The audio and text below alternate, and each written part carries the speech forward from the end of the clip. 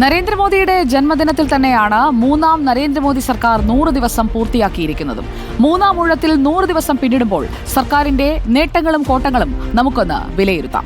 വികസന പ്രവർത്തനങ്ങളിൽ നിന്ന് തന്നെ നമുക്ക് തുടങ്ങാം. മൂന്നാം നരേന്ദ്രമോദി സർക്കാർ നടപ്പാക്കിയ വികസന പ്രവർത്തനങ്ങൾ, കൊടുത്ത അനുമതികൾ ഏതൊക്കെയാണ് എന്ന് നോക്കിക്കഴിഞ്ഞാൽ റോഡ്, റെയിൽവേ, തുറമുഖ, വിമാനത്താവള നിർമ്മാണം ഉൾപ്പെടെ 3 ലക്ഷം കോടി രൂപയുടെ പദ്ധതികൾക്ക് അനുമതി നൽകിയിട്ടുണ്ട്. മഹാരാഷ്ട്രയിലെ വാധ്വാൻ മെഗാ പോർട്ട് നിർമ്മാണത്തിന് 76,000 കോടി അനുവദിച്ചതും പ്രധാന നേട്ടമായി നമുക്ക് ചൂണ്ടിക്കാട്ടാവുന്നതാണ്. കൂടുതൽ വിശദാംശങ്ങളിലേക്ക് നമ്മൾ വന്നു കഴിഞ്ഞാൽ 62,500 കിലോമീറ്റർ ഗ്രാമീണ റോഡ് നിർമ്മാണത്തിനായി 49,000 കോടിയുടെ അനുമതി നൽകി. ഹൈസ്പീഡ് റോഡ് കോറിഡോർ നിർമ്മാണത്തിനായി 50,600 കോടിയുടെ അനുമതിയും ഇക്കാലയളവിൽ നൽകിയിട്ടുണ്ട്. വികസന പ്രവർത്തനങ്ങൾ ഈ 100 ദിവസത്തിൽ കൂടുതൽ ചെയ്യാനായി ശ്രമിച്ചിരുന്നു എന്നുള്ളതാണ് നമ്മൾ മനസ്സിലാക്കേണ്ടത്. കാരണം ഇതൊരു കൂട്ടുകക്ഷി മന്ത്രിസഭയാണ്, കൂട്ടുകക്ഷി സർക്കാരാണ്, NDA ആണ്. വികസന പ്രവർത്തനങ്ങൾ പ്രധാനമന്ത്രി ആവാസ് യോജനയ്ക്ക് കീഴിൽ 3 കോടി വീടുകൾക്ക് അനുമതി നൽകിയതും ഈ 100 ദിവസത്തിനിടയിലെ പ്രധാനപ്പെട്ട ഒരു നേട്ടമായി നമുക്ക് കാണാവുന്നതാണ്. 2.5 ലക്ഷം വീടുകളിൽ സൗരോർജ്ജ സംവിധാനം സ്ഥാപിക്കാനായിട്ടുള്ള അനുമതിയും നൽകിയിരിക്കുകയാണ്.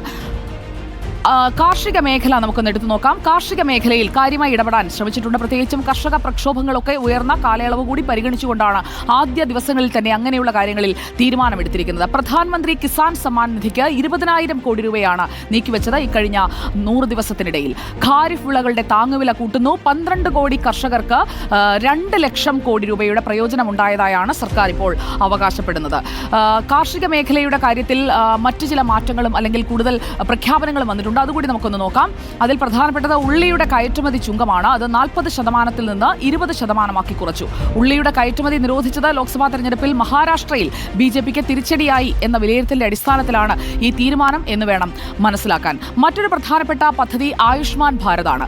ആയുഷ്മാൻ ഭാരത് പദ്ധതി അതിന്റെ വിപുലീകരണമായിരുന്നു പ്രധാനപ്പെട്ട പ്രഖ്യാപനങ്ങളിലൊന്ന്. അതായത് 70 വയസ്സിന് മുകളിലുള്ള എല്ലാ പൗരന്മാർക്കും 5 ലക്ഷം രൂപ വരെ സൗജന്യ ഇൻഷുറൻസ് നൽകും എന്നതായിരുന്നു പ്രഖ്യാപനം. ആയുഷ്മാൻ ഭാരത് മാത്രമല്ല, സേവന മേഖലയിലെ കൂടുതൽ പ്രഖ്യാപനങ്ങളിലേക്ക് നമ്മൾ വന്നു കഴിഞ്ഞാൽ ആദായ നികുതി സ്ലാബ് 3 ലക്ഷം മുതൽ 6 ലക്ഷം രൂപ വരെയുള്ളത് 3 ലക്ഷം മുതൽ 7 ലക്ഷം രൂപ വരെയാക്കി ഉയർത്തിയിട്ടുണ്ട്. പുതിയ നികുതി വ്യവസ്ഥ തെരഞ്ഞെടുക്കുന്നവർക്ക് ഫാമിലി പെൻഷന്റെ ഇളവ് പരിധി അത് 25,000 രൂപയാക്കി ഉയർത്തുകയും ചെയ്തു. 25 വർഷം സർവീസുള്ള ജീവനക്കാർക്ക് ശരാശരി അടിസ്ഥാന ശമ്പളത്തിന്റെ 50% പെൻഷനായി സ്വീകരിക്കാവുന്ന ഏകീകൃത പെൻഷൻ നടപ്പാക്കിയതും ഇക്കഴിഞ്ഞ 100 ദിവസത്തിനിടയിൽ നമ്മൾ കണ്ട മാറ്റമാണ്. അതോടൊപ്പം പ്രധാനപ്പെട്ട ഒരു മാറ്റം ഉണ്ടായത് നിയമ മേഖലയിലാണ്. BNS നിലവിൽ വരുന്നത് നമ്മൾ കണ്ടു. പുതിയ ക്രിമിനൽ നിയമങ്ങളെക്കുറിച്ചാണ് പറഞ്ഞത്. നിലവിലുണ്ടായിരുന്ന ക്രിമിനൽ നിയമങ്ങൾക്ക് പകരം 3 പുതിയ ക്രിമിനൽ നിയമങ്ങൾ. അത് ഭാരതീയ ന്യായ സംഹിത, ഭാരതീയ നാഗരിക് സുരക്ഷാ സംഹിത, ഭാരതീയ സാക്ഷ്യ അധിനിയം എന്നിവയാണ്. ചില തിരിച്ചടികളും വിമർശനങ്ങളും ഒക്കെ ഈ നേട്ടങ്ങൾക്കൊപ്പം തന്നെ സർക്കാരിന് ഇക്കഴിഞ്ഞ 100 ദിവസത്തിനിടയിൽ നേരിടേണ്ടി വന്നു. അത് ഏതൊക്കെയാണ് എന്നുകൂടി നമുക്ക് നോക്കാം. ഒന്നാമത്തേത് ചോദ്യപേപ്പർ ചോർച്ചയാണ്. Question paper leak. നീറ്റ് പരീക്ഷാ ക്രമക്കേടും ചോദ്യപേപ്പർ ചോർച്ചയും സർക്കാരിന് വലിയ ക്ഷീണമായി എന്നുള്ളതിൽ ഒരു സംശയവുമില്ല. ചോദ്യപേപ്പർ ചോർച്ചയെ തുടർന്ന് നെറ്റ് പരീക്ഷയും റദ്ദാക്കി. കേന്ദ്ര ഏജൻസികൾ നടത്തുന്ന പ്രവേശന പരീക്ഷകളുടെ ഒരു വിശ്വാസ്യത ചോദ്യം ചെയ്യപ്പെട്ടു എന്നുള്ളത് ഇക്കഴിഞ്ഞ 100 ദിവസത്തിനിടയിൽ നമ്മൾ കണ്ട ഒരു കോട്ടമാണ്. അതുപോലെ തന്നെ സർക്കാരിന് ഒരു U-ടേൺ എടുക്കേണ്ടി വന്നത് ലാറ്ററൽ എൻട്രിയിലാണ്. ലാറ്ററൽ എൻട്രി കാര്യത്തിൽ ഒരു U-ടേൺ എടുക്കേണ്ടി വന്നു. ലാറ്ററൽ എൻട്രി മോഡിലൂടെ സിവിൽ സർവീസിലെ 45 തസ്തികകൾ നികത്താൻ UPSC പരസ്യം നൽകി.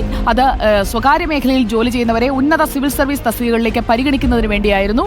അതിലും ഒരു പിന്നോട്ട് പോക്ക് നടത്തേണ്ടി വന്നു എന്നുള്ളതൊരു കോട്ടമാണ്. അതായത് ലാറ്ററൽ എൻട്രിയിൽ ഈ പ്രധാനമായും പ്രതിഷേധം ഉയർന്നത് എങ്ങനെയാണ് എന്നതുകൂടി പറയാം. SC, ST, OBC വിഭാഗങ്ങൾക്ക് സംവരണം നൽകാത്തതിനെതിരെ പ്രതിപക്ഷം രംഗത്ത് വരികയായിരുന്നു. പരസ്യം നൽകി 3 ദിവസത്തിന് ശേഷം, പെട്ടെന്ന് തന്നെ 3 ദിവസത്തിന് ശേഷം ലാറ്ററൽ എൻട്രി വഴിയുള്ള നിയമനം, ആ ഒരു പ്രോസസ്സ് റദ്ദാക്കുന്നു എന്ന ഒരു പ്രഖ്യാപനത്തിലേക്ക് സർക്കാരിന് പോകേണ്ടി വന്നത് ഒരു U-ടേൺ ആയി തന്നെ നമുക്ക് കാണാം. ഇനി കൂടുതൽ കാര്യങ്ങൾ നമ്മൾ പരിശോധിച്ചു കഴിഞ്ഞാൽ ഭക്ഷ്യ വളം സബ്സിഡി വെട്ടിക്കുറച്ചതാണ് മറ്റൊരു പ്രധാനപ്പെട്ട തീരുമാനമായി എടുത്തത്. ആദ്യത്തെ ബജറ്റിൽ വളം ഭക്ഷ്യ സബ്സിഡികൾ കുറച്ചു. തുടർന്നാണ് കർഷക സംഘടനകൾ വലിയ എതിർപ്പുമായി രംഗത്ത് വന്നത്. അതേ തുടർന്ന് ആ തീരുമാനത്തിലും വലിയ രീതിയിൽ ഒരു കോട്ടമുണ്ടായി എന്നുള്ളത് വ്യക്തമാണ്. ഞാൻ നേരത്തെ സൂചിപ്പിച്ചു, സഖ്യകക്ഷികൾക്കൊപ്പമാണ് ഭരണം. അതുകൊണ്ട് തന്നെ ഈ സഖ്യകക്ഷികളെ പിണക്കാതെ വേണം മുന്നോട്ട് പോകാൻ. അത് ഒരു ഞാണിന്മേൽ കളിയാണ്. ഒറ്റയ്ക്ക് BJPക്ക് ഭൂരിപക്ഷമില്ല. കേവല ഭൂരിപക്ഷമില്ലാത്തതിനാൽ പ്രധാന സഖ്യകക്ഷികളായ JDU-നെയും TDP-യെയും അനുനയിപ്പിച്ച് നിർത്തുന്നതിന്റെ ഭാഗമായി ആദ്യത്തെ ബജറ്റിൽ തന്നെ സഖ്യകക്ഷികൾക്ക് കൂടുതൽ വാരിക്കോരി കൊടുക്കുന്നത് കണ്ടു. അതിനെ പ്രതിപക്ഷം വിലയിരുത്തിയത് BJPയുടെ അവർക്ക് മുന്നിലുള്ള ഒരു കീഴടങ്ങലായാണ്. വിവിധ പദ്ധതികളുടെ സിംഹഭാഗവും പോയത് ആന്ധ്രാപ്രദേശിലേക്കും ബീഹാറിലേക്കുമൊക്കെയാണ്.